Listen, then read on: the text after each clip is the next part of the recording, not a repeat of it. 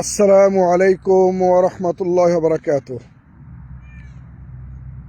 সুপ্রিয় দর্শক ও শ্রোতা মণ্ডলী, আলোচনার শুরুতেই মহান রব্বুল আলামিনের প্রশংসা করি, অতঃপর তার নবী মুহাম্মদুর রাসূলুল্লাহ সাল্লাল্লাহু আলাইহি ওয়াসাল্লামের প্রতি অসংখ্য দরুদ ও সালাম বর্ষিত হোক। আল্লাহুম্মা আমিন। আল্লাহুম্মা সাল্লি আলাইহি।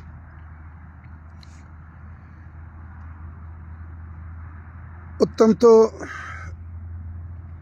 ভারাক্রান্ত হৃদয় নিয়ে আজকের এই লাইভ করতে এসেছি।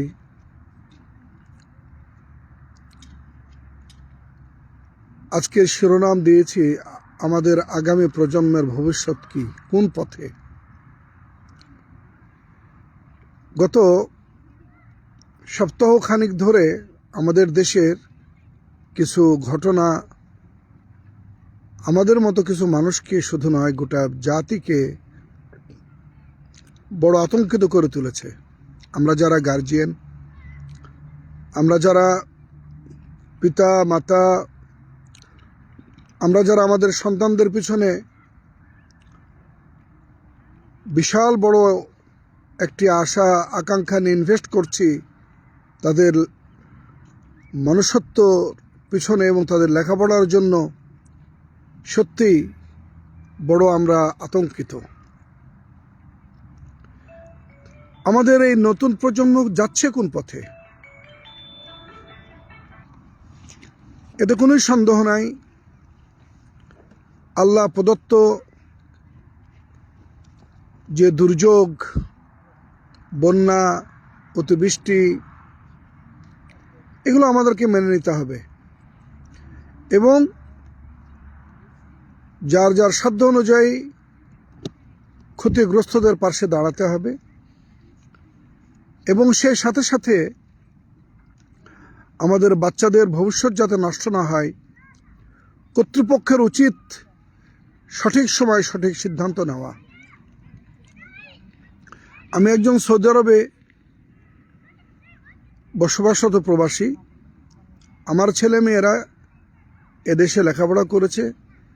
এখানে সুন্দর একটা চমৎকার বিষয় আমরা লক্ষ্য করি, সেটি হলো এই, আবহাওয়া অফিস যদি বৃষ্টির আভাস দেয় যে অঞ্চলে বৃষ্টি বা ভারী বৃষ্টি হওয়ার সম্ভাবনা রয়েছে, সঙ্গে সঙ্গেই আমরা দেখতে পাই যে আলহামদুলিল্লাহ এদেশের শিক্ষা মন্ত্রণালয় থেকে এবং শিক্ষা অফিস থেকে মেসেজ চলে আসে যে আগামী দিন অনলাইনে ক্লাস হবে অথবা ক্লাস বন্ধ থাকবে।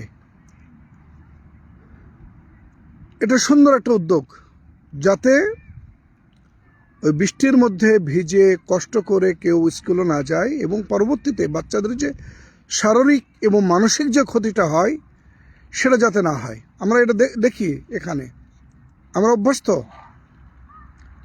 যেহেতু এখন আমাদের দেশ উন্নত দেশের সাথে পাল্লা দিয়ে সামনের দিকে এগিয়ে যেতে যাচ্ছে, সেহেতু আমার মনে হয় আমার দেশে যারা শিক্ষা নিয়ে কাজ করেন তাদের এই জিনিসগুলি অত্যন্ত গুরুত্বের সাথে দেখা উচিত। যেহেতু এখন হোয়াটসঅ্যাপ, মেসেঞ্জার বা ইমেল অ্যাভেলেবল, আমার মনে হয় আমরা অনেকটা যে উদ্ভট পরিস্থিতির সৃষ্টি হয়েছিল, আমরা পূর্ব পরিকল্পিত সুন্দর সুচিন্তিত পদক্ষেপের মাধ্যমে এটাকে হয়তো আমরা এড়িয়ে যেতে পারতাম। যাই হোক, সেটা আমার দেখার বিষয় নয়। কেন প্রশাসন, শিক্ষা মন্ত্রণালয় এবং আদার্স যারা জড়িত সঠিক সময় সঠিক সিদ্ধান্ত না নিয়ে বন্যা কবলিত অঞ্চলেও ছেলে মেয়েদের পরীক্ষার ব্যবস্থা করেছিলেন, সেটা তাদের বিষয়। এর ব্যাখ্যা তারা দিয়েছেন বা তারা দিবেন বা সেটা তারা দেখবে। কিন্তু আমরা যে জিনিসটা উপলব্ধি দেখলাম, ছোট্ট একটি দেশে কোনো না কোনো অজুহাতে আমরা আমাদের দেশের মানুষের সর্বশ্রেণীর জনগণের আমরা ক্ষতি করার জন্য যেন ব্যাকুল হয়ে থাকি। যতটা না যারা বেনিফিশিয়ারি উপকৃত হয়, তার চাইতে বহু বহু বহু গুণে সাধারণ জনগণ ক্ষতিগ্রস্ত হন, লাঞ্ছিত হন, অপমান অপদস্থের শিকার হন। বিশেষ করে যখন আমরা দেখি আমাদের কমলমতি শিশুরা, ছোট বাচ্চারা,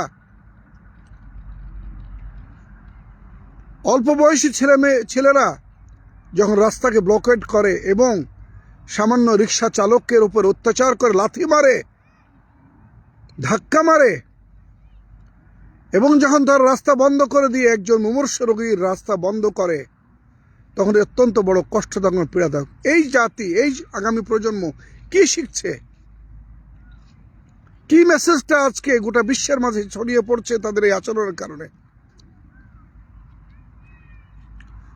সেজন্যই আল্লাহ রসুল সাল্লাল্লাহু আলাইহি সাল্লাম তিনি 1400 বছর আগে বলেছিলেন, কুল্লুকুম রাঈন ওয়া কুল্লুকুম মাসউলুন আন রাইয়াতিহি, তোমরা প্রত্যেকে দায়িত্বশীল, তোমাদের প্রত্যেকের তাদের দায়িত্ব সম্পর্কে আল্লাহর কাছে উত্তর দিতে হবে এবং আল্লাহ তো জিজ্ঞেস করবেন। আজকে আমরা এমন একটা দেশের নাগরিক, যে দেশের সরকারি দল এবং বিরোধী দল বলে ক্যাবিনেটে, হাউসে আমাদের এমপি, মন্ত্রী পরিষদ সদস্যগণ উপস্থিত থাকেন। আমরা সবসময় লক্ষ্য করি যে আমরা মনে হয় শুধু এক পক্ষ যেমন নিজের সাফাই গাইতে ব্যস্ত, অপর পক্ষ তেমন শুধু ভুল ধরে সেটাকে আরো কিভাবে যারা দেশ চালাচ্ছে তাদেরকে কুণ্ঠাসা করা যায় সেটাতে ব্যস্ত। এভাবে কি কোনো দেশ কখনো উন্নতি লাভ করে? যেমনটা আমরা আজও করতে পারি নাই। আমাদের দেশ স্বাধীন হয়েছে 1971 সালে,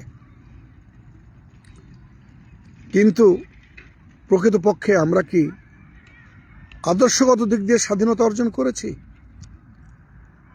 আমরা কি আমাদের নৈতিকতার দিক থেকে আমরা স্বাধীনতা অর্জন করতে পেরেছি? আমরা কি আমাদের মুক্ত অর্থনীতির ক্ষেত্রে স্বাধীনতা অর্জন করতে পেরেছি? আমরা কি আমাদের প্রতিরক্ষা ক্ষেত্রে স্বাধীনতা অর্জন করতে পেরেছি?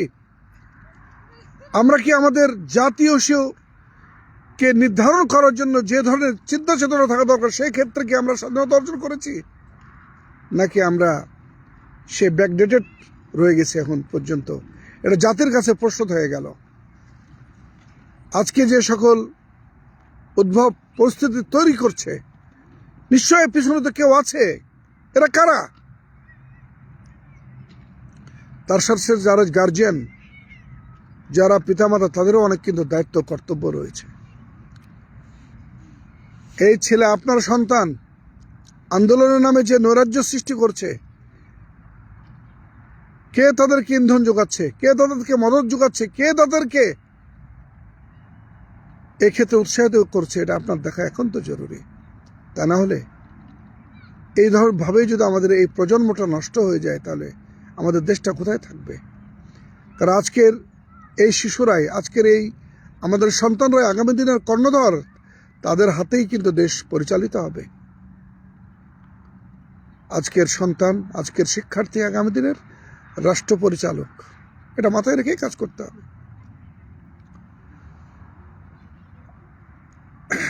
শুধু উন্নয়ন উন্নয়ন বললেই কিন্তু একটা দেশ সঠিকভাবে পরিচালিত হয় না, বা দেশের অস্তিত্ব টিকে থাকে না, নিজেদেরও অস্তিত্ব টিকিয়ে রাখা যায় না। সেজন্য যে যে দায়িত্বে আছেন, যারা যে মন্ত্রণালয়ে কাজ করেন, আল্লাহর হস্তে আপনারা যদি একটু দেশের স্বার্থে কাজ করেন, আপনি আপনার আগামী প্রজন্মের জন্য কল্যাণমুখী একটা কিছু করলেন। আজকে মারা গেলে কালকে কোনো অস্তিত্ব থাকে না। সুতরাং মরণকে ভয় করুন। যারা দেশ পরিচালনার দায়িত্বে আছেন, আপনাদের কাঁধে অনেক অনেক দায়িত্ব কর্তব্য এবং আপনাদের প্রতি জাতির অনেক অনেক অনেক বেশি প্রত্যাশা।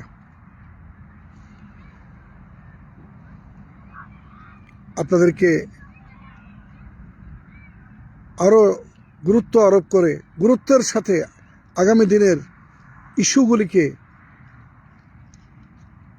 নির্ণয় করতে হবে। এবং আজকাল আবারও আমরা লক্ষ্য করছি কিশোর গ্যাংয়ে ছোট ছোট শিশু বাচ্চারা যারা ক্লাস 8-9 পড়ে তারা আজকে সন্ত্রাসী কর্মকাণ্ডে জড়িয়ে পড়ছে। 8-10 জন 20-15-20 জনের গ্যাং একটা তৈরি করে যাকে ইচ্ছা তাকে পিটাচ্ছে, যাকে ইচ্ছা তাকে হেনস্থা করছে। এই যে পরিস্থিতি, এই পরিস্থিতি অত্যন্ত ভয়াবহ। এরপরে দিনের আলোতে যা অনলাইনের বিভিন্নভাবে ফেসবুকের মাধ্যমে হোক বা খবরের মাধ্যমে জানা যায়, শোডাউন করে বাড়ি দখল বা লুণ্ঠন বা হেনস্থা বা অফিস দখল বা লুণ্ঠন, এগুলো যে হারে বাড়ছে তাতে তো সাধারণ মানুষ একটা অনিশ্চয়তার জীবনযাপন করছে। এজন্য সবার আগে আইন শৃঙ্খলা কিভাবে শক্তিশালী করা যায় সে পদক্ষেপ নেওয়া মনে হয় অত্যন্ত জরুরি। মানুষের নিরাপত্তা বিধানের ক্ষেত্রে যে কোনো অপ্রীতিকর ঘটনাকে সেভাবেই মোকাবেলা করতে হবে, যেভাবে মোকাবেলা করলে পরবর্তীতে আর কেউ ওই ধরনের অপরাধ করার সাহস পাবে না। তাই আসুন আমরা আমাদের দেশকে রক্ষা করার লক্ষ্যে আগামী প্রজন্মকে সঠিক পথে পরিচালিত করার ক্ষেত্রে আমরা যারা দায়িত্বশীল রয়েছি আমাদের অগ্রণী ভূমিকা পালন করা অত্যন্ত জরুরি। মনে রাখবেন, আমরা সবাই কিন্তু এই দেশেরই একটি অংশ।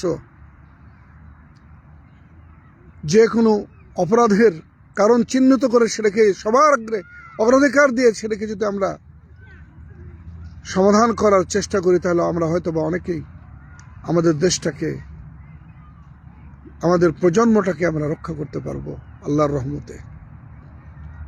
তাই আসুন আমরা এমন কিছু পদক্ষেপ নিই এবং জাতীয় ইস্যুতে আমরা সবাই ঐক্যবদ্ধভাবে সিদ্ধান্ত নিয়ে কাজ করি।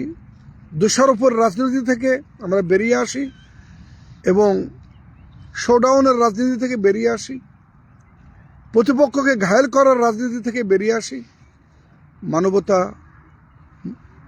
মনুষ্যত্ব এবং আগামী প্রজন্মকে সুন্দর একটি দেশ উপহার দেওয়ার জন্য আমরা চেষ্টা করি। এ বলে শেষ করলাম। ওমা আলাইনা ইল্লাল বালাগ ওয়া আখির দাওয়ানা আলহামদুলিল্লাহি রাব্বিল আলামিন। আসসালামু আলাইকুম ওয়া রাহমাতুল্লাহি ওয়া বারাকাতুহু।